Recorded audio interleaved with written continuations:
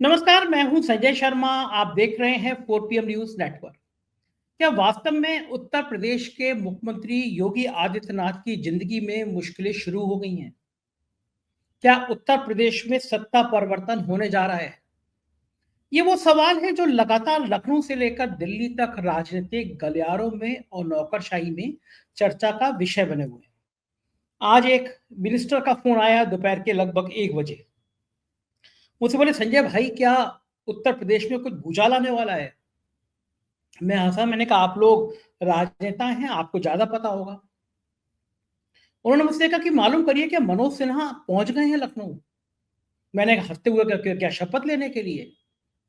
फिर उत्तर प्रदेश के कुछ और पत्रकार मित्रों का फोन आया और कुछ IAS अफसरों के फोन आए। सबके दिमाग में, सबके जहन में ये बात थी, क्या उत्तर प्रदेश में नेतृत्व परिवर्तन हो रहा है?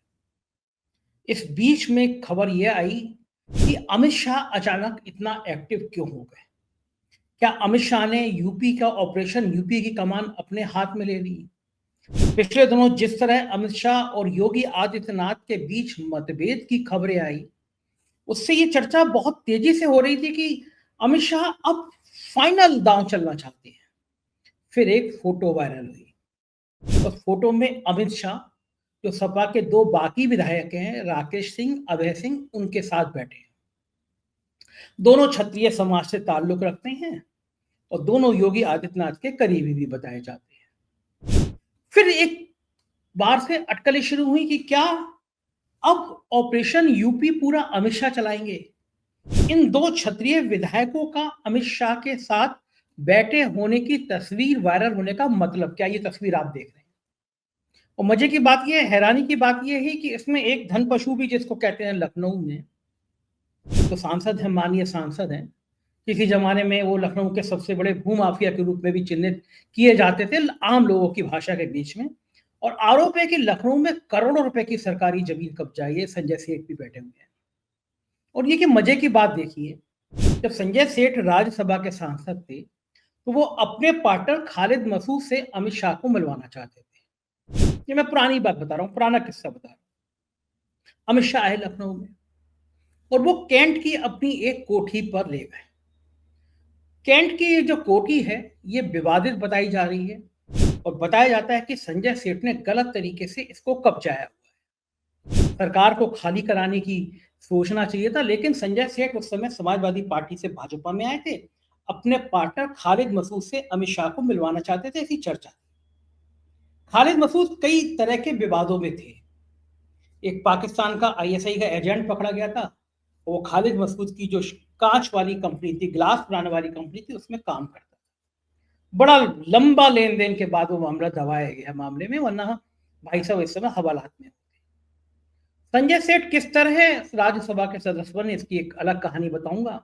लखनऊ में छोटे छोटे आशियाना लोगों के गिराए जाते हैं, लेकिन बटलर पैलेस के पास में संजय सेठ की पूरी एक 2 फ्लोर इलीगल बने हुए हैं। मैंने RTI में भी पूछा, LDA में विहित अधिकारी का मुकदमा पेंडिंग डाल दिया गया, क्योंकि 2 इलीगल फ्लोर कैसे आप तोड़ सकते हो? एक ऐसे ऐसे बिल्डर के जो अमित शाह के पास में बैठा हुआ है, शहीद पथ के पास ना जाने कितनी जमीन सरकारी कब्जा ली, लेकिन अमित शाह के पास बैठे हैं।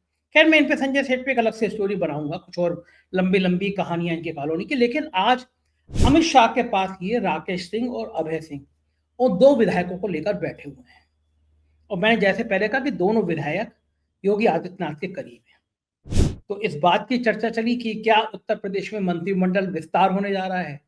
क्या राकेश सिंह, अभय सिंह अमित शाह से मिले, साथ में अपना फाइनेंसर संजय सेठ को ले गए? कहा जाता है कि संजय सेठ मोटे आसामी इस तरह के फाइनेंस की व्यवस्था बहुत भीतर करते हैं। और दूसरी फिर चर्चा ये चली कि क्या अब अमित शाह ऑपरेशन योगी शुरू करना चाहते हैं? योगी आदित्यनाथ के सितारे इन दोनों थोड़ा गर्दिश में हैं। कुंभ मेले में जितनी वो ब्रांडिंग चाहते थे, उतनी वो नाकामी उन्होंने हासिल कर ली, क्योंकि कुंभ में जिस तरह भगदड़ मची, मौतों का आंकड़ा छुपाया गया। योगी आदित्यनाथ बता नहीं रहे थे, लेकिन प्रधानमंत्री ने ट्वीट कर दिया और उसके बाद से फिर दिल्ली और यूपी के बीच तकरार तेज हो गई। भारतीय जनता पार्टी के राष्ट्रीय अध्यक्ष का जब नाम चला और योगी की चर्चा चली, तो उसके बाद मोदी भागे भागे संघ मुख्यालय गए। और मुझे जहां तक जानकारी मिली है, JP नड्डा के माध्यम से ये कहलवाया गया कि आप भले इस समय योगी आदित्यनाथ को बढ़ा रहे हैं, लेकिन थोड़ा पिछला अतीत देख लीजिए। योगी आदित्यनाथ ने कई बार भारतीय जनता पार्टी के खिलाफ जाकर प्रत्याशी लड़ाए हैं। वो कोई संघ के पूर्णकालिक कार्यकर्ता नहीं है, संघ की पृष्ठभूमि से नहीं आए हैं, बल्कि उस इलाके में संघ के संग उनका टकराव हुआ है। ऐसी स्थिति में अगर उनका नाम आगे बढ़ाया जाता है तो ये परेशानी भरी बात होगी। लेकिन बड़ी बात यह है कि योगी आदित्यनाथ हिंदुत्व का बड़ा चेहरा बन गए हैं। लोग उन्हें हिंदुत्व के नायक के रूप में देखते हैं, लोग उन्हें अगला प्रधानमंत्री देखते हैं। ऐसे में योगी आदित्यनाथ को इस तरह ओवरलुक करना भी आसान नहीं है। लेकिन जैसे मैंने कहा कि कभी कभी सितारे गर्दिश में होते हैं। सुप्रीम कोर्ट ने बहुत तल्ख टिप्पणी करी।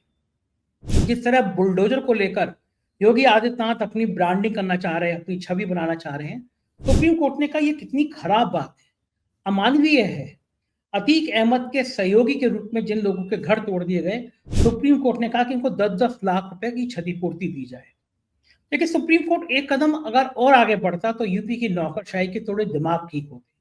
ये कहता कि ये जिन अफसरों ने ये घर तोड़े हैं, अथॉरिटी का जो अफसर है, जो इलाहाबाद विकास प्राधिकरण का वीसी है, उसको ये 10 लाख रुपए अपनी तनख्वाह से सैलरी से देने होंगे।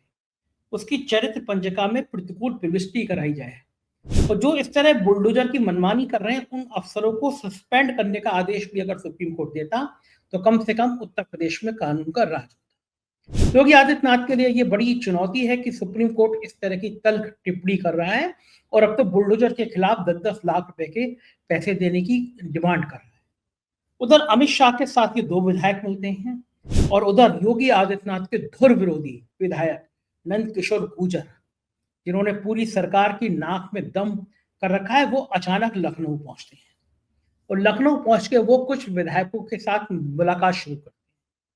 विधायकों में बहुत ज्यादा असंतोष है उत्तर प्रदेश के, इसमें कोई भी दो राय नहीं है। उत्तर प्रदेश के मैं दावा कर सकता हूं कि 90% से ज्यादा विधायक उत्तर प्रदेश की ब्यूरोक्रेसी से दुखी हैं। उनका मानना है कि इतनी लूट खसूट उन्होंने कभी नहीं देखी। और ये बात सही है कि उत्तर प्रदेश में ऐसा लगता नहीं है कि सरकार है, ऐसा लगता है कि नौकरशाहों की सरकार है। नौकरशाह जो चाह रहे हैं वो कर रहे हैं। विधायक, सांसद, मंत्री हताश हैं, परेशान हैं। नंद किशोर गुर्जर का उदाहरण इसके लिए सामने है। नंद किशोर गुर्जर लगातार गाजियाबाद में प्रदर्शन कर रहे थे, फटे कपड़ों में थे, कह रहे थे मैं आके चीफ सेक्रेटरी के दफ्तर के सामने आत्महत्या कर लूंगा, और वो लखनऊ पहुंच गए। पहले भी ऐसा हुआ था कि जब विधायक, कुछ लोग नाराज थे, विरोध कर रहे थे, विद्रोह कर रहे थे, तो ऐसे 150-200 विधायक विधानसभा में धरने पर बैठ गए थे। ये उत्तर प्रदेश की राजनीति की पहली घटना थी जब विधायक अपनी ही सरकार से नाराज थे और धरने पर बैठ गए थे। हड़कंप मच गया था, सरकार जाने की नौबत आ गई थी। जत्रा तो होश बोले और संघ के तमाम लोग भागे भागे आए।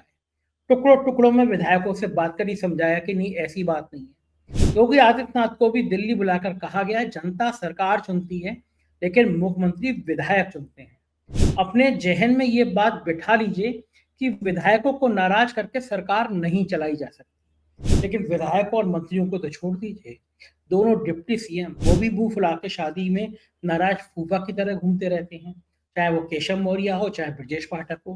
केशव मौर्य ने तो खैर अपने आप को मुख्यमंत्री मान लिया है।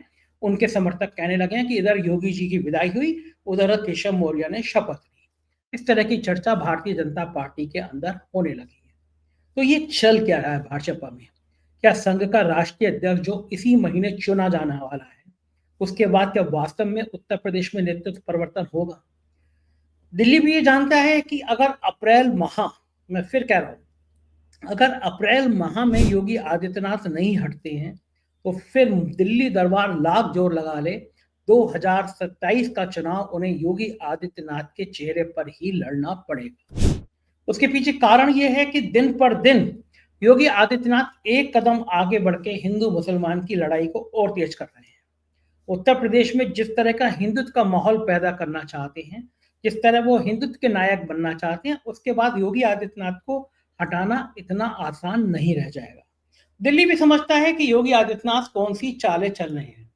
नेता कोई आसान ऐसा नहीं है, नेता कोई सरल होता है। नेता सब जानता है कि उसकी घेराबंदी की, उसको परेशान करने की कौन सी चालें चली जा रही हैं। लिहाजा एक एक करके वो ये कोशिश करता है कि इन चालों को समझा जाए और उसका जवाब दिया जाए। अमित शाह जानते हैं कि 2-3 दिन पहले जिस तरह एक बड़े मीडिया समूह में खबर छपी कि सर्वे हुआ कि प्रधानमंत्री नरेंद्र मोदी के बाद या प्रधानमंत्री नरेंद्र मोदी के रिटायरमेंट अगर वो बीच में लेते हैं सितंबर में वो 75 ईयर के हो जाएंगे तो कौन प्रधानमंत्री। पहला नाम नितिन गडकरी का आया, इसमें कोई शक नहीं है। चाहे सत्ता हो, चाहे विपक्ष हो, चाहे संघ हो, चाहे मीडिया हो, नितिन गडकरी सबसे लोकप्रिय नेता हैं। लोग उनको बहुत पसंद करते हैं और उनसे काफी पीछे थे योगी आदित्यनाथ दूसरे नंबर पर, और तीसरे नंबर पर थे देवेंद्र फडणवीस। अमित शाह का नाम नहीं था। अमित शाह जानते हैं कि राजनीति के इस दौर में जब सत्ता संघर्ष तेज हो गया है, जब यूपी और दिल्ली दरबार के बीच जंग छिड़ गई है, ऐसे में अगर योगी आदित्यनाथ को काबू में नहीं किया गया तो अमित शाह की राजनीति के दरवाजे बंद हो जाएंगे। और अमित शाह ये भी जानते हैं कि सारी राजनीति मोदी जी के कुर्सी पर बैठे रहने के बीच में ही उनको चलनी है। मोदी 75 साल के हो जाएंगे, नियम उन्होंने खुद को बनाया, बचाए रखने के लिए बनाया था कि अपने जो राजनीति का एक सिद्धांत है कि जिस सीढ़ी पे चढ़ो उसको गिरा दिया जाता है। मैं बहुत बढ़िया किस्सा सुनाता हूँ आपको। एक नेता ने अपने 2 मंजिले पे खड़े हुए बेटे से कहा, बेटा कूद जा। बेटे ने कहा कि आप कैसी बातें कर रहे हैं, मैं कूदूंगा तो चोट लग जाएगी, हाथ पैर टूट जाएंगे। उन्होंने कहा, बेटा मैं तुम्हारा बाप हूँ, कूदो मैं तुम्हें पकड़ लूंगा। बेटा बोला, नहीं नहीं नहीं। बोले, तुम्हें अपने बाप पे भरोसा नहीं है तो मेरी बात पे इतनी परेशानी दे सकते। नेता ने बढ़िया बढ़िया लोहानी वाली बात करी। बेटे को लगा बाप है, बेटा कूद गया, बाप ने हाथ पीछे खींच लिए, बेटा गिरा, दोनों पैर टूट गए। बेटे ने कहा, पापा आपने मुझे धोखा दे दिया, मेरे पैर टूट गए, आपने मुझसे कहा था मैं तुम्हारा बाप हूं।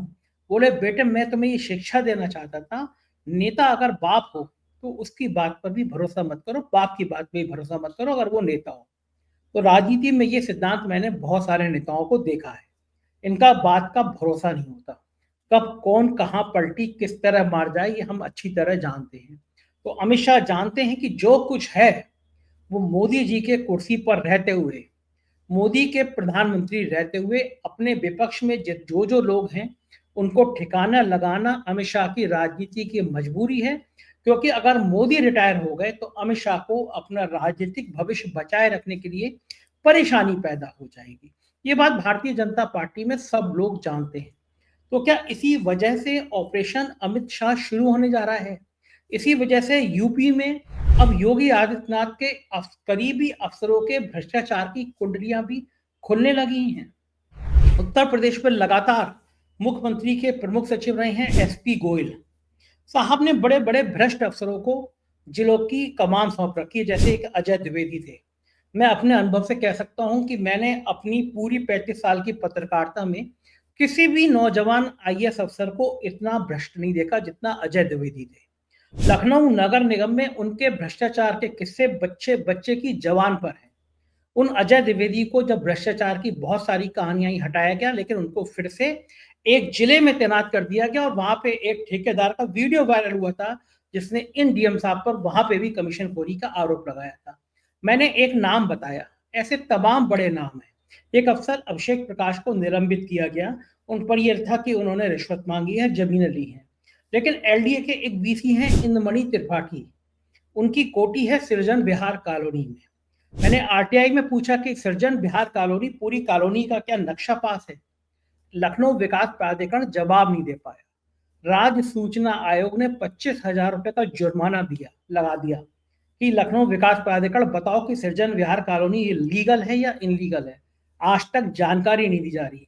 लोगों के छोटे से छोटे गरीबों के आशियाने बुलडोजर से तोड़े जा रहे हैं। लेकिन संजय सेठ की अवैध बिल्डिंग का 2 फ्लोर गलत बनाना हो, या इंद्रमणि त्रिपाठी जो डीएम इटावा हैं उनकी सास का मकान जो सृजन बिहार कॉलोनी में, उस पूरी कॉलोनी के कागज ना बताए जाने। और मजे की बात यह है कि इनकम टैक्स ने इस पूरी कोठी को सील किया और कहा कि इंद्रमणि त्रिपाठी की इसमें काली कमाई लगी हुई है, उनके परिजनों की काली कमाई लगी हुई है। हाई कोर्ट से उनको रिलीफ, मेरे वकील ने बताया कि सिर्फ इस ग्राउंड पे मिली, राहत मिली कि जो एलडी जो इनकम टैक्स ने नोटिस दिया वो टेक्निकल तौर पे गलत है, पूरी प्रॉपर्टी का गलत है ये नहीं, और मामले की फाइल ठंडे बस्ते में डाल दी गई। अब सोचिए, इतने इतने भ्रष्ट अफसर, चाहे वो इंद्रमणि त्रिपाठी हो, अजय द्विवेदी हो, तैनात कौन करा रहा था? नाम आता है एसपी गोयल का। और इन्हीं एसपी गोयल की पूरी जन्मपत्री रिटायर्ड आईपीएस हैं अमिताभ ठाकुर, उन्होंने एक प्रेस कॉन्फ्रेंस में खोल दी। प्रेस कॉन्फ्रेंस करके दर्जन भर संपत्ति बताई कि ये इलीगल है और वो मुख्यमंत्री के प्रमुख सचिव हैं। इस तरह की शिकायतें अब प्रधानमंत्री कार्यालय को की जा रही हैं। एक एक अफसर के भ्रष्टाचार की कहानियां बताई जा रही हैं। कुछ चर्चित अफसर पुलिस महकमे में हैं, उनके परिवार की जन्मपत्री भी प्रधानमंत्री कार्यालय को दी जा रही है। अमित शाह खासे एक्टिव हैं।